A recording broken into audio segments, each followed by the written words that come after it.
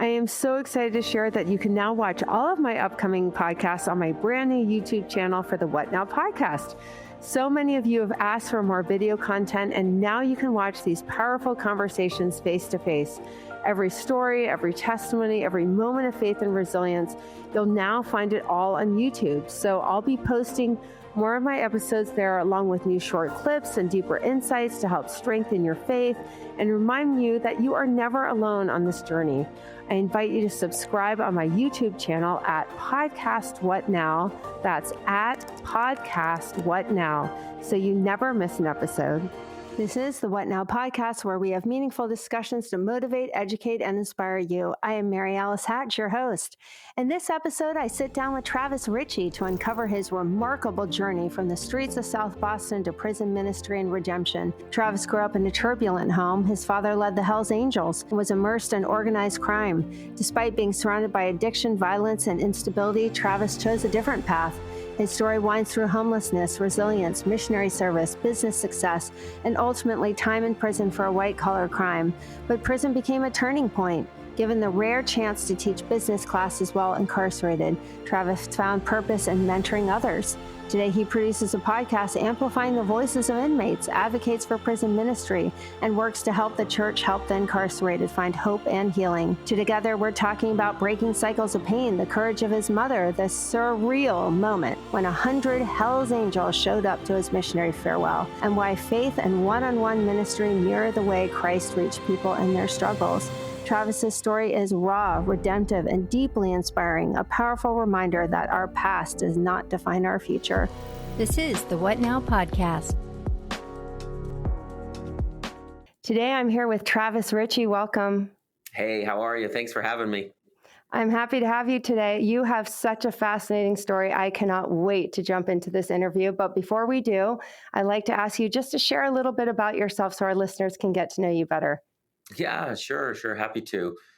Really brief, because we'll get into all the fun stuff later, hopefully. My name is Travis Richey, and I'm just happy to be here with you guys. I'm first and foremost, I'm a dad to 4 amazing little ones, and a husband to easily the best decision that I've ever made.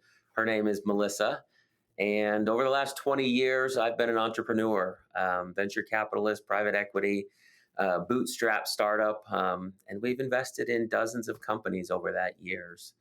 The plot twist, if you will, is that I'm also a felon. I served 2 years in prison for a white-collar crime, and my life has never been the same, but probably not in the ways that you might think of. So through all of that, I've learned that sometimes our scars are our greatest armor. And my hope is that you can take a piece of this story and maybe a piece of my armor, and then you can use it on your own journey.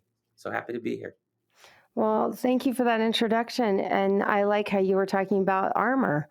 So, you grew up in a rough neighborhood. You're from South Boston. I actually raised my kids in Boston, but in about 20 minutes west of the city. Okay. I'm very familiar with South Boston. It's a rough town. And your father was a notorious figure in organized crime and a leader in the Hells Angels. And as a child, what was it like growing up in that environment and seeing kind of the evil underbelly of that world firsthand? Yeah. Can you walk us through that? That's fascinating to me. Yeah, boy, we could spend all hour on this one. It's kind of wild. When you're growing up as a kid in this environment, I don't think that you know what you don't know, right? It's easy now, decades later, to be able to look back in hindsight in the rearview window and say, boy, that was crazy, or boy, I would never do that with my kids. But what I saw, now that I'm able to reflect on it, is a counterfeit version of power and belonging. That entire neighborhood. I was actually driving with a friend the other day, listening to a podcast about a friend of ours from South Boston, part of the Irish mob. And he details it very well. That neighborhood was so divided, but yet so loyal. You had the Puerto Ricans, you had the Dominicans, you had the actual Mexicans, you had the Africans, you had the Italians, you had the Irish, and they were all their own streets. They were all their own areas. They were all their own stores. And so it was this counterfeit version of belonging is the way that I use it, because the idea was that these were our people, yet the people that were around were typically chaotic, right? And so violence, for example, posed as strength. Chaos definitely posed as freedom. And that's why I use that term, counterfeit versions of power and belonging.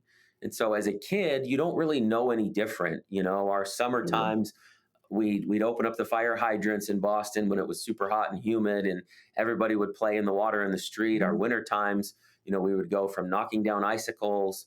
So, from a idyllic perspective, when you look back, I didn't know any different. My father was a notorious organized crime figure. He consistently ran around with whether it was money or drugs. But for us, it was just growing up. We went to school on a daily basis. And I think one of the biggest reasons why we sort of feigned like we had it all together was because my mom was there really trying to shield us from some of the ugliness. And even as a boy, you can realize that something's not right. Yeah. um, these connections, if you will. When you go to cash them in, there's no ROI on them. Nobody has a retirement plan in federal prison. Nobody has a 401k from being a life of a gang leader. And for me, growing up was an opportunity for me to use all the ugliness that I saw, and not use it to be a victim, but to use it to be a victor. Mhm. I think in today's society, we have the obligation, if you will, to share some of the ugliness that we go through, or that we've been through, or that we're even in at the moment. I Mhm. think that's how we really connect. So as a kid, most of my time was spent loving sports. I still love sports to this day. I'm still a Boston fanatic. In We terms all of, are. right, We have the best right. sports in the nation. It is. It really is. And my now 14-year-old son, of course, he grew up in a Tom Brady, Bill Belichick household, and even 2 years ago when the Boston Celtics were in the NBA Finals, my wife surprised me with courtside tickets to Game One. Oh, So we're still in love with the city, and I tell anybody, there's in terms of the month of May, there's not a better city in the country than Boston in the month of May. It's just gorgeous. they are the most loyal fan base too. They're nuts. We're all Generational, generational. definitely generational. Yeah, yeah. And it's Yeah. funny you mentioned that. Like, there was this interesting dichotomy growing up. My dad, obviously, with connections and a little bit of money to rub together. We grew up going to the original Garden with Larry Bird and Dennis Johnson and McHale. Like, those were the days that we grew up. And at the same time, you know, what looked like a father son outing, we would come home and the garages would go up and there would be individuals in there with money counters and coins. You know, it was an interesting time. Yeah. I mean, it's interesting because even surrounded by like addiction and violence and instability, you managed to avoid falling into your father's vices. How Mm, did you make those choices so young? Boy, I if I could give you the perfect answer, I would. But the real story is this. My sisters had a trundle bed. If anyone knows what that is, it's kind of a bed that gets hidden underneath another bed, and you pull them out at nighttime, and it turns into two beds. And my sisters had a trundle bed when they were younger. I have three sisters and myself. And right about nighttime had approached, and the trundle bed was open. And I was sitting on that trundle bed because I typically helped with the bedtime routine with my younger sisters. My dad walked into the room, and this was one of his lucid moments. This was one of his sober moments. And I was about 15 years old at the time. And he had opened up his arms. And to kind of paint a picture, my dad was a big, hulking Italian individual. My dad was a bodybuilder. My dad was tan. My dad had shaved head. My dad had blue eyes like I have. A very, very, very big guy, muscular. And as he held open these massive Popeye looking forearms, you could see silver dollars that were like etched into his forearms where his veins were. And he held those out and he explained to me heroin addiction. He explained to me two things at that night, very short, very succinct. He explained to me that they cost him $100,000 a year. And he explained to me that they cost him a relationship with my mother. Wow. And that was really it. It wasn't deeper than that, wasn't more thoughtful than that. And so as I look back on that experience, that is probably the only thing that ever stuck with me about drugs in my whole life. Hmm. I And went you were all, 15, so oh, you're an adolescent, you're in approaching that world of yeah, drugs and alcohol, and having your dad come to you and say something like that is powerful. you are totally right. I was in the era of the DARE program, and they even had a program from DARE that was called GREAT. It was another acronym. It was Gang Resistance Education and Training.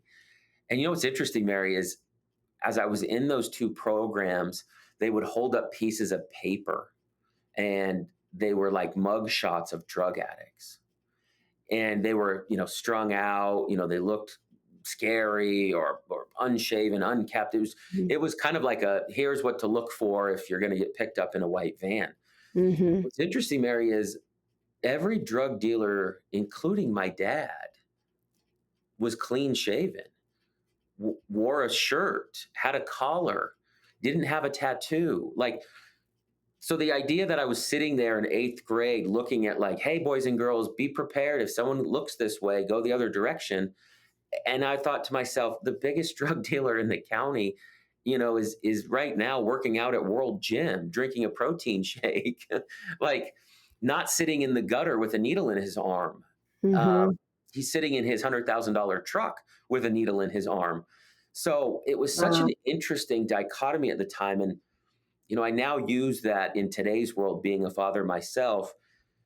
An individual who looks a certain way doesn't always mean that they are a certain way, both good and bad. I think we're really prone, especially in our culture, to look for the bad. But I think it's just as much on the other side. It's wolf in sheep's clothing. It's the allure of social media that's pulling these little ones in and giving them, these Yeah. counterfeit connections.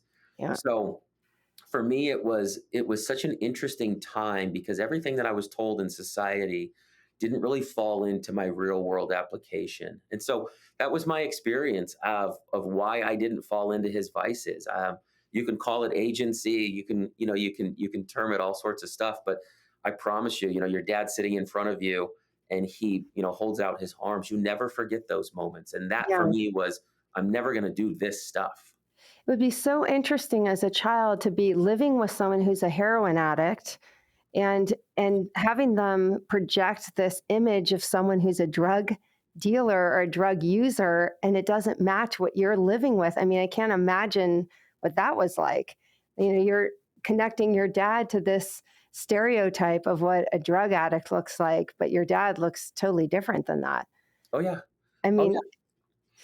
that would be so that would be confusing as a child. Like, wait a second, I don't live in that world. My dad doesn't look like that, but he's doing that. Yeah, and Interesting. not only just from a looks perspective, I would go out with my dad and on his runs or on his collections and sit in the front seat with him. And this was the days of the payphones. Uh, Right. And so yeah. he would pull up into typically either a Circle K or a Dunkin', because that's what's back east. And there would be a payphone outside, and so he would leave me in the car with the car running. And almost every single time that he would walk away is, he would either pull out the Louisville Slugger bat, or he would pull out a taser, or he would pull out a 9 millimeter, and he would just set it on the seat while I was there. And How old were you? oh, I'm 8, 9, 10, 11, 12. This is my entire Oh like my upbringing. gosh. And so he would go and he would make phone calls and he would facilitate collections meetings and or whatever he would do. Obviously, I wasn't privy to the phone calls, but then people would show up and then we would go different places and different pickups and it. And so during that time when he and I were together, Mary, he would try to give me life advice. And so Oh he my would. gosh, the dichotomy of that, Yes, I right? promise you. I promise you, it was so interesting. And so we were driving one time, and as you're stopped at a stop sign or a stoplight, and a lot of people are, no right on red, but in the areas where you can turn right on red, my dad would always point out the people in the oncoming traffic that had their blinkers on. And he would say, you can't trust that that person is going to turn. So if you pull out in front of them, this is your fault. And at the time, you're in eighth grade, you're like, I don't even know what you're talking about, old man. None of this makes sense. But now, as a father, I know what he was saying without saying it was, if you get yourself into a situation, like, you have to take accountability. If you pull out in front of somebody and you've got, money and guns and drugs in the car, this is going to be bigger and way worse than just a car Yeah. accident. And so it was so interesting that he would take like turn signals, and even in the worst of circumstances as a child, right? So to speak, not the worst. I don't want to make this worse than that. I've heard a lot worse than mine. But in harrowing circumstances there with your dad, you're doing collections and he's trying to give you life advice. And Yeah. he would do that all the time, all the time. He would give me all these analogies about pleasing people that now I know that make sense. And he would say, you're going to grow up and you have two options for life. You can grow up, you can go to school, you can get, earn wages, marry a beautiful woman, buy a minivan, and you can still have your next door neighbor dislike you. Or you can not go to school and get addicted and, make all these other poor choices, and your next door neighbor could dislike you. And his advice was just be the first guy. Hmm. And so, it was so simple now that I look back on it, and I'm now articulating these life lessons to my 14-year-old son. What I pull out of what he was saying in that instance was, make the best choices that you can, because you can't please anybody. And it's not your Interesting. job He's to telling please. you that when he is a drug dealer, like, Oh, yeah. that's not a good choice. Yes. Maybe he was maybe he realized, like, just in hearing this, it sounds almost like he made the wrong choice. He knows he made the wrong Oh, choice. yeah. He knows he's trapped in addiction. He doesn't want you to do the same thing. There's no doubt in my mind. You've hit that head spot on, nail on the head. His conversation and my conversation prior to his passing a couple years ago, flat out, he said for years that he knew that he had made the wrong choices. Yeah. And I can tell you, from an empathetic perspective, I don't have sympathy because he's made his choices, he made his bed.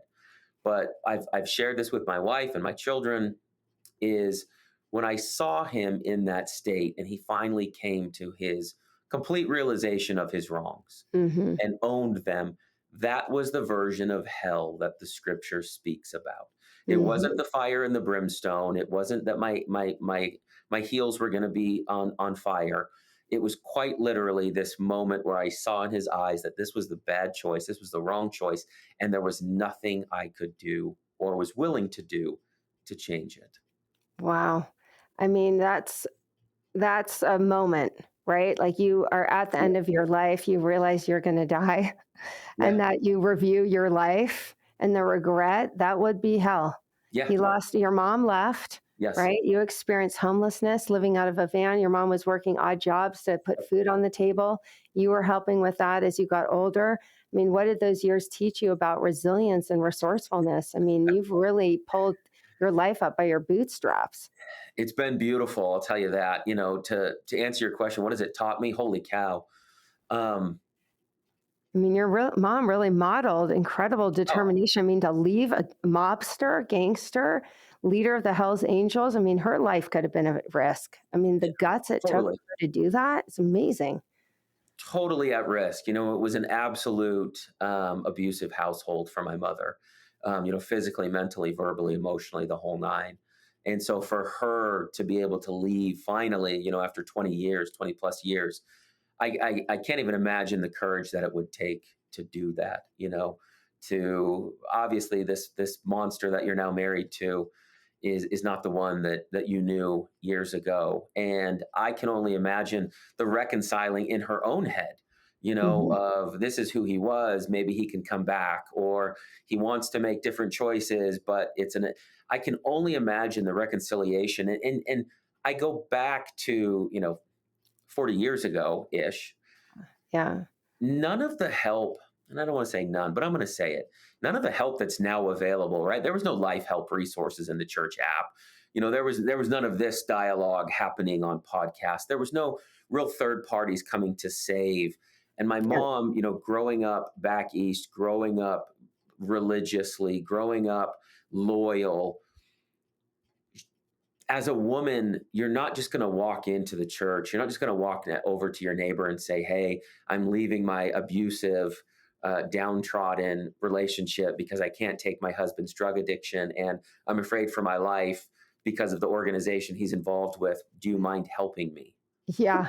Yeah. There would be a lot of shame, A ton probably. of I shame. mean, and being divorced in the early 80s in the church, it's different than it Yes. is now. Yeah. Yeah, a ton of shame, and Mm. I think that and hopefully the people listening to this, there's one soul out there that can point back to her story and say that a beautiful thing came from it. We did, when my mom finally got the courage to leave, we did Mm. experience homelessness. Absolutely, we lived out of her van, our minivan, and she put herself through school literally on the backs of delivering pizzas at nighttime and doing home cleaning and office cleanings, dental office cleanings, like a little cleaning business, nights and weekends that I would go help her with.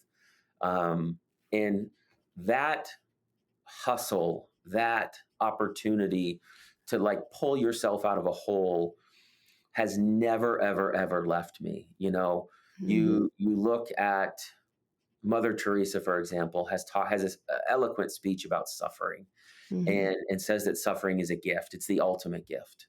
And when you look at the idea that my suffering gave me sacred meaning, I really can't take anything but opportunity from my childhood. My mom gave me this grit of watching her work nights and weekends that is now instilled in me, that I have a life that I never would have dreamed of, Mm. emotionally, physically, financially, personally, professionally, spiritually. I get to check all these beautiful boxes. I get to take my little girls to school every morning. I get to put my little girls to bed every night. And then from a tangible perspective, it taught me resourcefulness, Mary. Like probably 4 nights a week in our household, maybe three, I cook dinner. And I love to cook dinner. I love to have people over. If you dropped in on our house from a Mm. drone 3 nights a week, there's somebody else here. There's a family, there's a friend, there's a neighbor.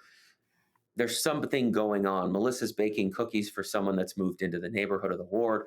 Mhm. I'm barbecuing because I love to give people around the table to be able to commune with one another. Yeah. Yeah. And that's really what my childhood gave to me, was this resourcefulness, this grit, and then this ability for me to be able to take care of myself. And so, delivering pizzas, raising kids, leaning on the ward.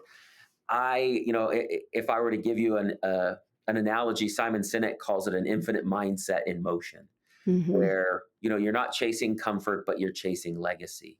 Mhm. And I can tell you that during those years, my mom's faith, it wasn't a theory. It wasn't words on a page. It was a daily choice.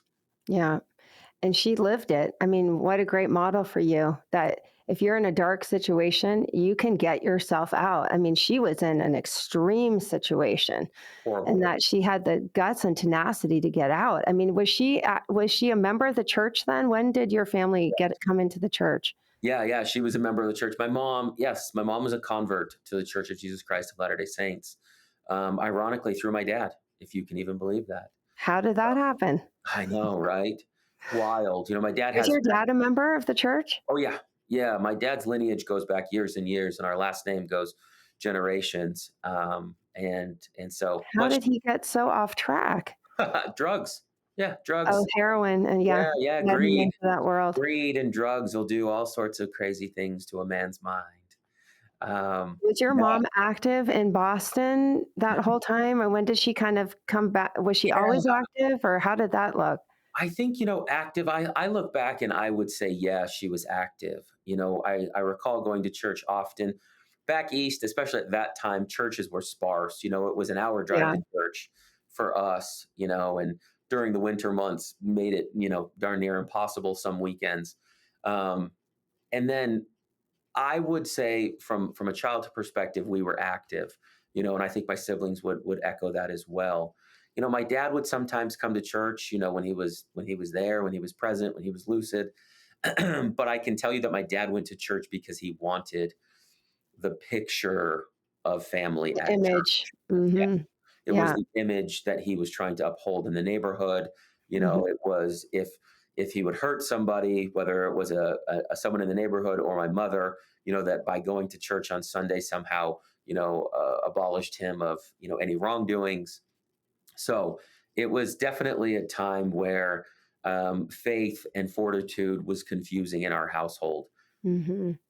That would be confusing because here you have your dad hurting people even inside your family and then going to church. Yeah, It just feels, yeah. yeah. I mean, it's interesting too. You had told me about going on your mission.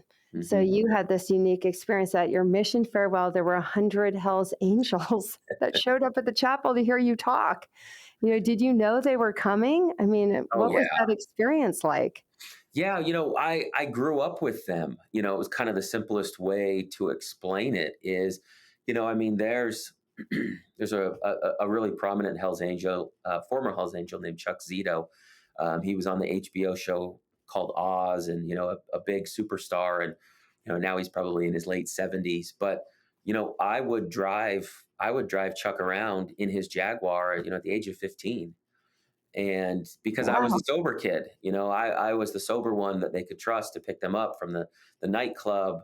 I was the individual that would pick them up from their house because they could trust me. And so even after school, 16, 17, 18, 19 years old, pre-mission, I was at the clubhouse. I was at the runs. I was around everybody. And it was interesting because there were several members of the club that were also members of the church. And Really?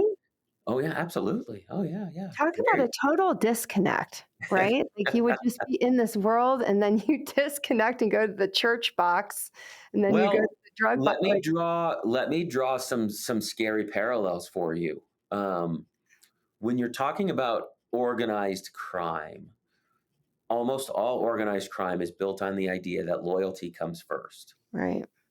and that is a similar concept with the Church of Jesus Christ, where our covenants come first Mhm. and everything else, kind of falls underneath those things. And almost any member of organized crime, even the biggest mob bosses that I've interviewed on my podcast, they will talk about God. Interesting. And so it's a very interesting parallel when you're talking about family structure and organized crime. Organized crime typically does not go after women or children. So they think that they have a moral compass. That's interesting because when my nephew was on his mission in Mexico, the cartels are rampant. Yeah. And when they knew something was going to go down, they would let the missionaries know so they could leave. Yeah. Isn't that interesting? But then they're killing people. Yeah. It's like it doesn't, Yeah. there's such a disconnect there. But yet the parallels are interesting, like loyalty, family, Yeah. a duty. Yes. It's interesting. Yeah. Yes. Yeah. I would say everybody thinks that they are good, Mary. Yeah. Everybody thinks that they are doing good their own way. And I Mm. can tell you, growing up around that environment, they would come to me. I mean, my dad would call me and say, "Hey, we have this issue at this bar, 2 in the morning, can you come?" And I would go.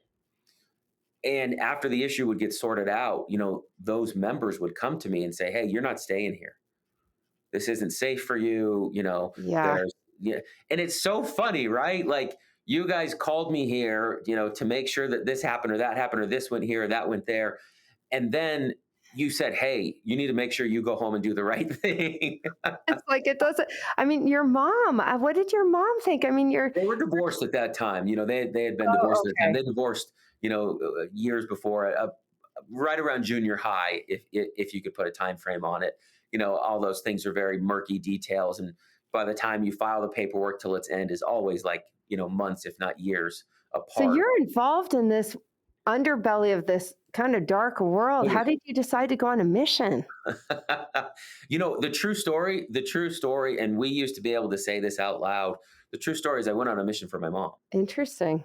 Yeah. Oh, yeah. When I got into the MTC, I didn't even know that there was 4 books of Nephi. Oh, yeah. No, this is a Crash course. yes. Crash course. Yeah, no, this is a true story. Like, Oh my I God. believe that a lot of boys in my generation, 20 years ago, went on missions because of their parents. I Well, agree. I think right? that still happens to some degree. Yes. I agree with you. I agree with Mhm. you. I think now we should normalize saying it out loud, and we should normalize whether it's been shortened or not, whether you've come home early or not, or what doesn't matter. I Yeah. think that there is some, and I'm going to go off on a tangent here, so apologies. I think that there is some cultural confusion around mission calls. Oh, if my kid goes to Des Moines, Iowa versus China, was he not ready? Was she not worthy? Was he not as intelligent? There's this kind of moniker of why didn't my kid go overseas and learn a foreign language? Why did they get chosen to Provo? The church is addressing that. Elder Bednar has come out and said it's not a matter of where you're called to the work. So no matter where you go, it's important equally. So I And love that they're we coming need out to to, say that. yeah, to address that. Yes, we need to address that. So yeah, Hmm. I went on my mission and it was a magical experience. I didn't understand, but you know what? Let me tell you this, Mary. I went on the mission, thank goodness, prior to social media. Yeah. I actually had a phone with a cord in my apartment. Old it- school. Old school, and we had to have a PIN code that we typed into the phone so you could see how many minutes and what number you called. Yeah. Um, but Mary, my entire door knocking was from my childhood. And the reason that I was a success on my mission was from my childhood. I'll give you an example. You're probably When I not was afraid so of anything either. nothing. No, no, no, nothing. Nothing. No, no, Like, bring it. I can take anything. there was nothing that was going to come my way that would spook me, right? Yeah. My mission experience was, I would say 70, 80% service. And so a lot of the area that I went to was farm labor, farm workers, farmers. And so a vast majority of my time was, spent helping them on the farms. And a lot of these farmers would have vast farms. And so we would get in their pickup trucks, on service days, and we would be in their trucks. Well, at this time, there's no radio, there's no XM, there's no Sirius, there's no podcast. So it's dialogue with the windows down. And I can't tell you how me being authentic and me saying, hey, the reason I came on my mission was because I'm broken, not because I'm perfect. I can't tell you how quickly that dropped the guard of the people that I Yeah. was. You're vulnerable and real. People love that. It served me so well. It served me in my mission companions, Mhm. as you, even in mission culture, district leaders and zone leaders and assistants to the president, as I'm, moving in those directions. Keep in mind, my dad didn't go on a mission. I don't have any brothers that went on a mission. I don't have any kind of like barometer of mission success, right? So Yeah. for me, I'm baptizing individuals. Now I know that's a gigantic thing. I baptized a family. That family went through the temple. I had the opportunity to be a district leader and a zone leader and an AP, assistant to the president, traveling the mission, and I was just literally sitting in the mud with people, Mary.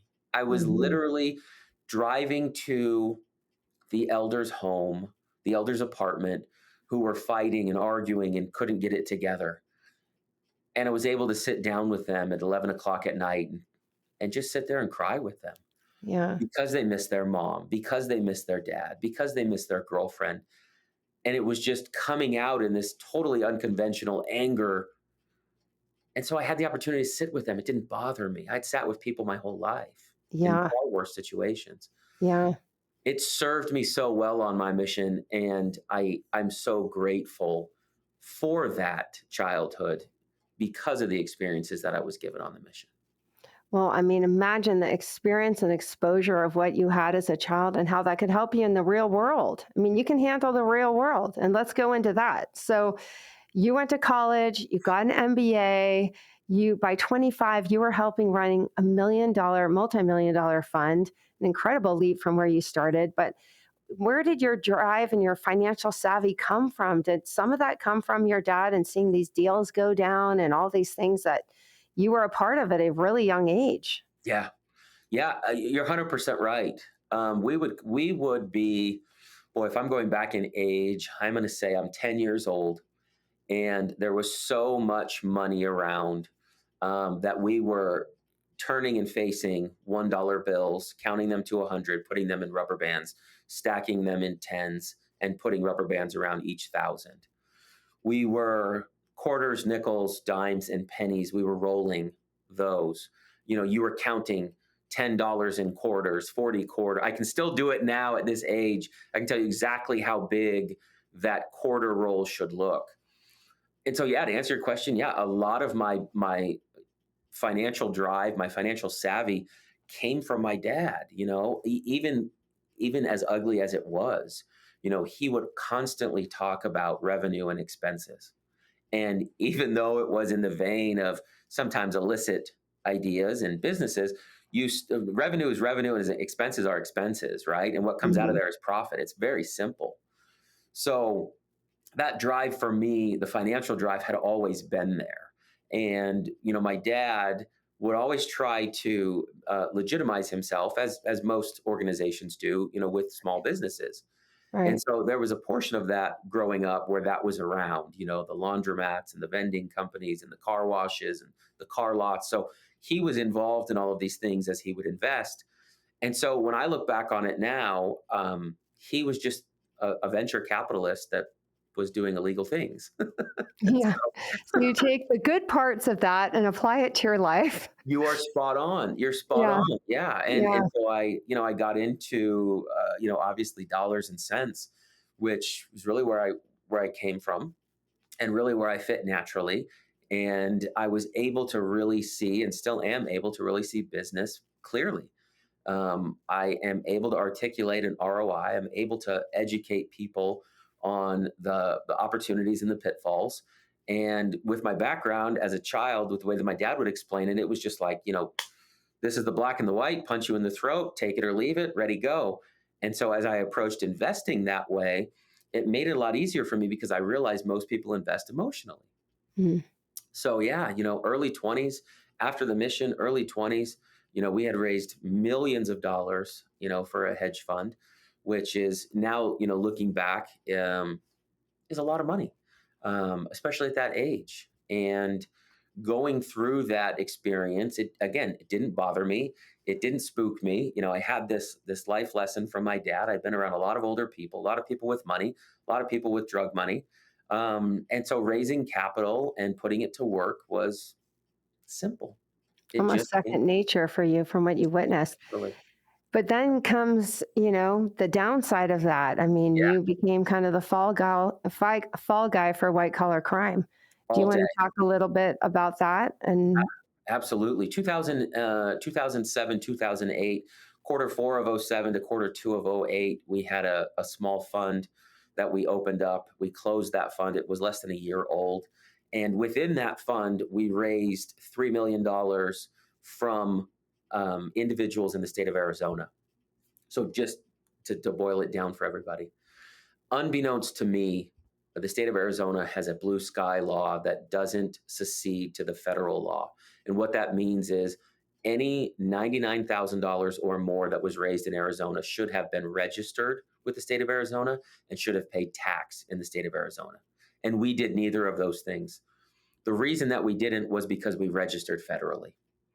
And we felt that we were exempt from state registration because we registered federally.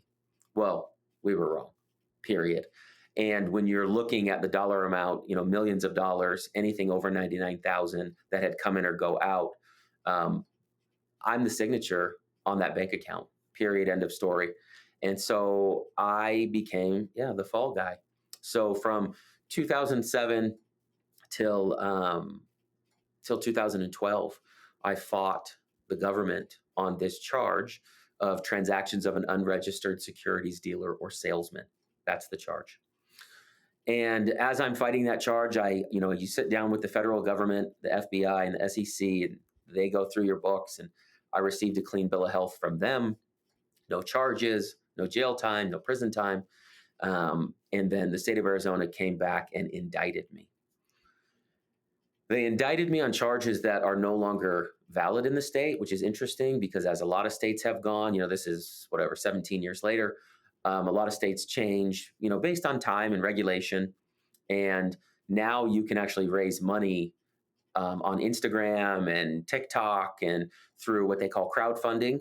Yeah. So none of these rules would even apply in today's world because of sites like, for example, like an angellist.com. You can go on there and say that you're accredited and put in $2,000. And so there's all of these different, but that's how life goes. But if I were to give people kind of a scope of that time frame to take them back in time, if you didn't live through it, 2008 was really, really a bloody time in America financially. Lehman Brothers, collapsed. They handcuffed the doors. Countrywide, which was the largest, financial institution for mortgage-backed securities at the time, was collapsed and taken over by Bank of America. Massive banks, like Wachovia, were gone. There was all of these scary things that were happening. And at the time, these massive fraudsters, Alan Stanford out of Texas, multi-billions of dollars, Bernie Madoff, multi-billions of dollars. And so the landscape at the time was all of you individuals are doing something wrong and the financial world is collapsing. Mm-hmm. That was it. And so as I'm fighting this case, the scope of time doesn't help me out at all, period. Mm-hmm. It doesn't help that I'm young. It doesn't help that I did raise many, many millions of dollars. None of these things helped me. And it's funny because you wouldn't think that would be a big deal, but I can tell you that in 2011, Q4, I went to my attorney and I said, we're exhausted. My wife and I are just physically exhausted, mentally, emotionally, financially. This is costing me $20,000 a month to fight. I've given away Rolex watches and Cartier watches and bags of cash and vehicles. I've turned over deeds and property. I'm exhausted, right? I'm exhausted. Whatever's coming next can't be this worth. And she said to me in her infinite wisdom, she said, get through the holidays and then we'll take it to the judge. I thought, oh, okay. I didn't think anything of it, but Mary, it was the most incredible advice I had because we went in January 20th of 2012 and I got through the holidays and the judge read everything I just told you out loud, the pedigree, Mm-hmm. the education, the money, the whole nine, and said in open court, and because of all of this, I'm going to make an example out of you. Oh, great.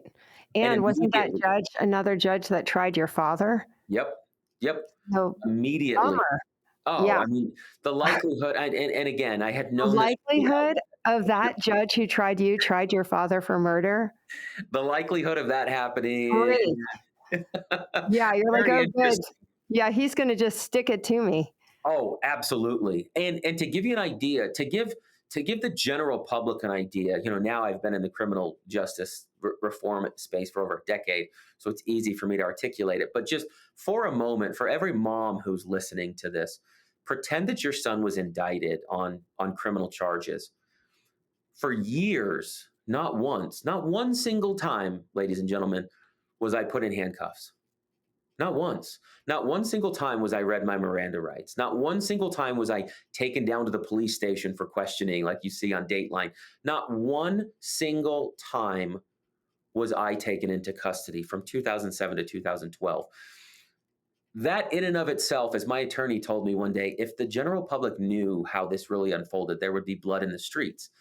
Because you are technically not convicted of a crime.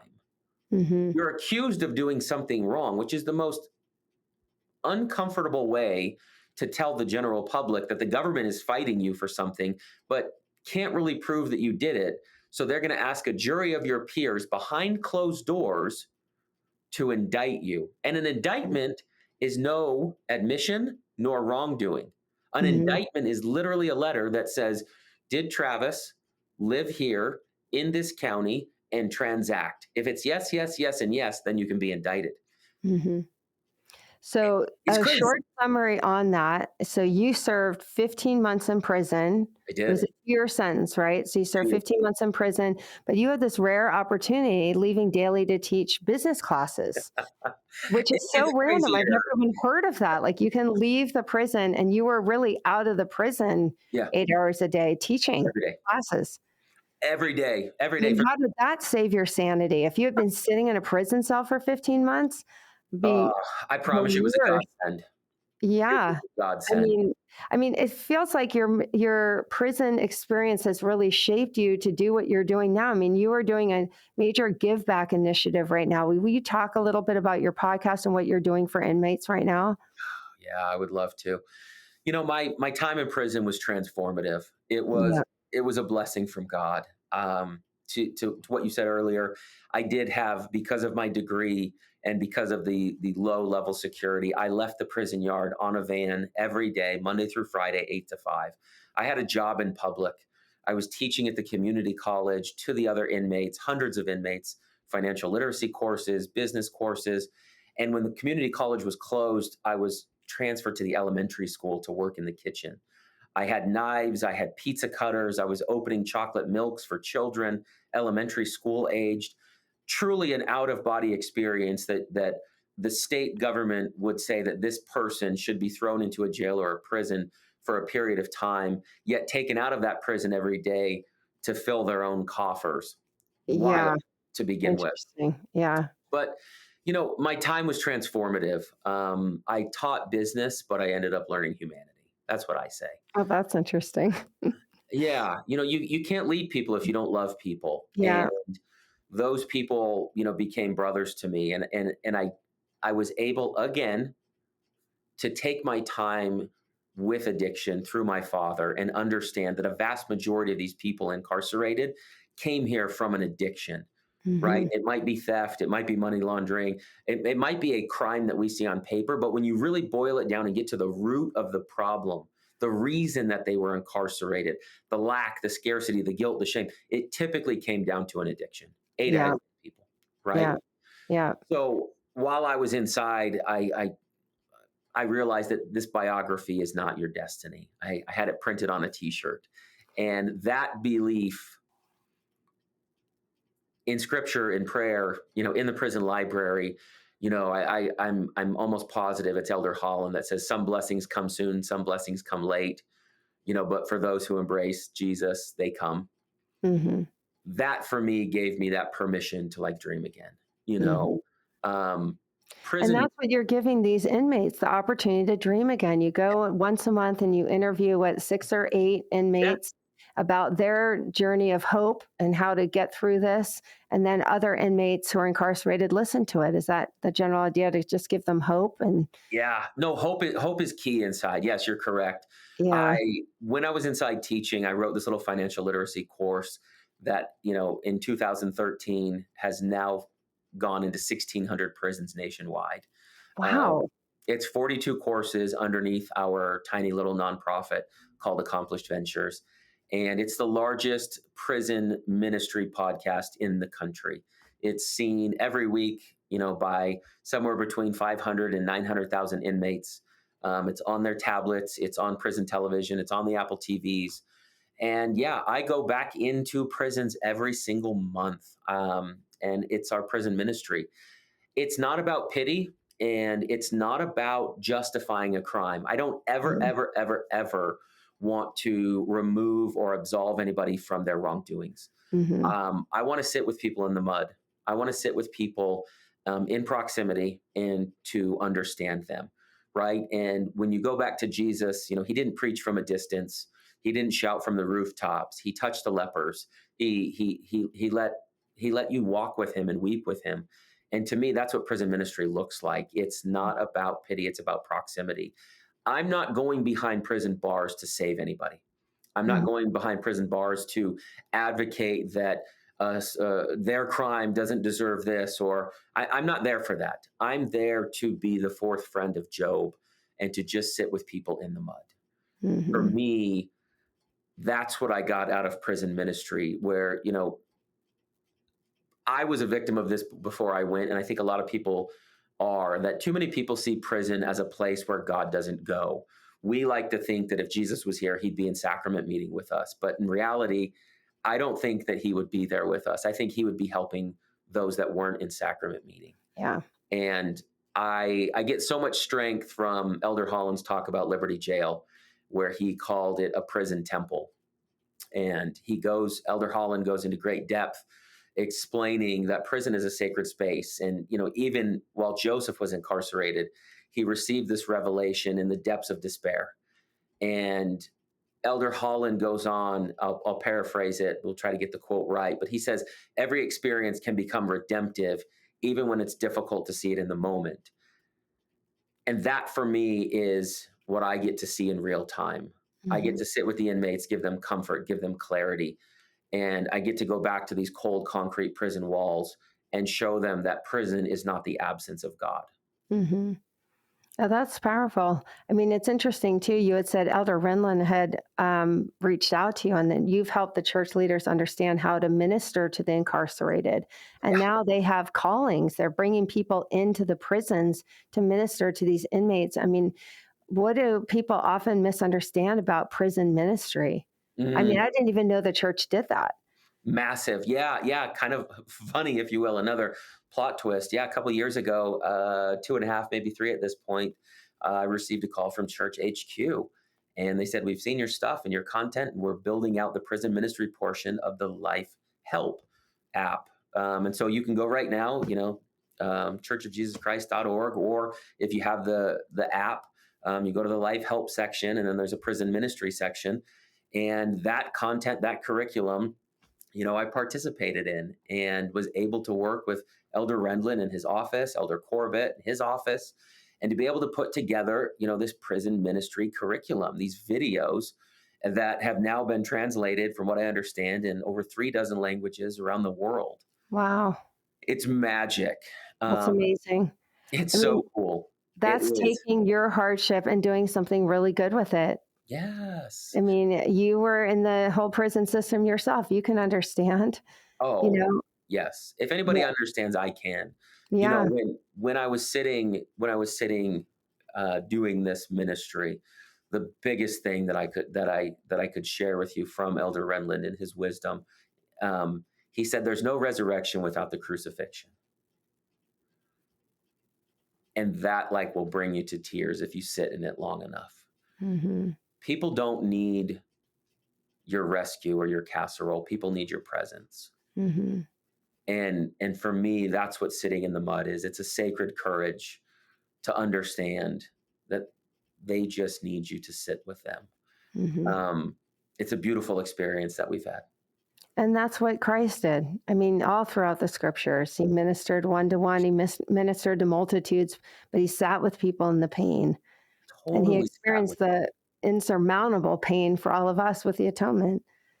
The atonement, man, I'll tell you a story totally off topic here. I sat with a woman that rocked me about 3 months ago. Actually, a member of the church, and during her crime, she was an ecclesiastical member in her ward. And you can fill in the blank.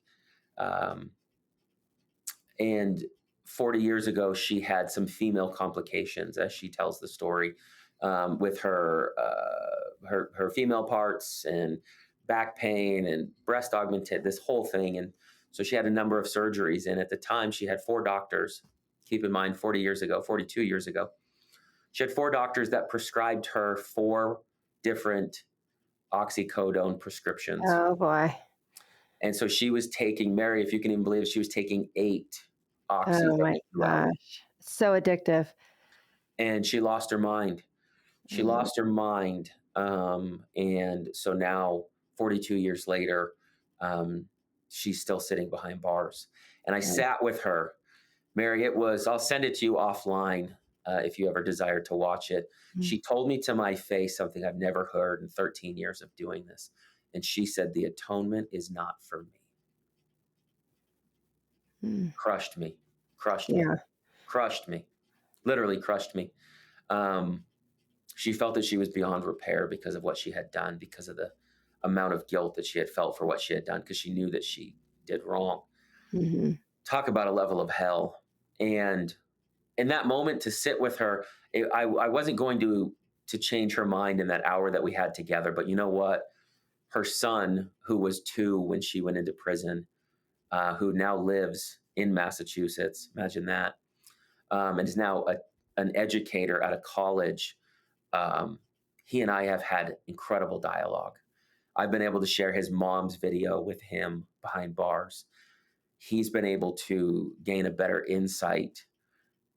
The little droplets from heaven, I can't even tell you, it just gives me goosebumps and gratitude as I speak about it. I wasn't able to absolve her, to change her mind that day, but I was able to give her son some comfort 1,000 miles away. Yeah. Pretty cool. Really cool. I mean, for someone listening who feels trapped by their past, what's the first step they can take toward rewriting their story? I mean, you rewrote your story, Yeah, and you're absolutely. doing miraculous things for other people on a big scale. But for Man. people who just want to not reinvent the past and Yeah. change the trajectory of their life, what would you suggest? I'd like to wrap up with that. Yeah, boy.